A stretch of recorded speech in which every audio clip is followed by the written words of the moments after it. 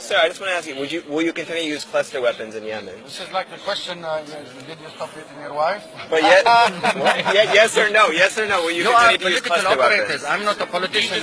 بعد عندي توضيح يا جماعة، أشياء أوضحها شغلة واحدة، إنه اليوم تابعت بالصحف والفيسبوك طبعا ضجة عاملين إنه السفير السعودي يغلط على اليمن ويسب اليمن ويتكلم على اليمن. أنا بصراحة مش شايفين الغلط، فجالس راجع الفيديو عدة مرات.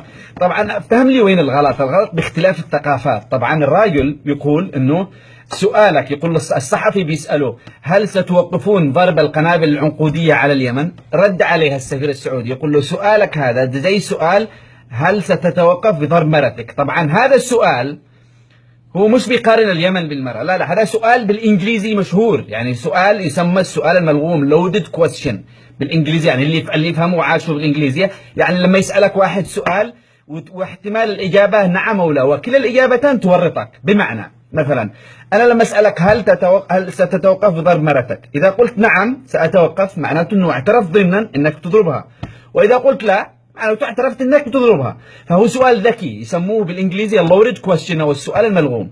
فهو السفير السعودي بيضحك على الصحفي، بيرد عليه بيقول له أنت سؤالك ذكي زي السؤال الإنجليزي المشهور الذي يقول هل ستتوقف بضرب مرتك، وأنت تريد أن تورطني، يعني إذا قلت نعم سنتوقف فهناك مشكلة، وإذا قلت لا هناك مشكلة.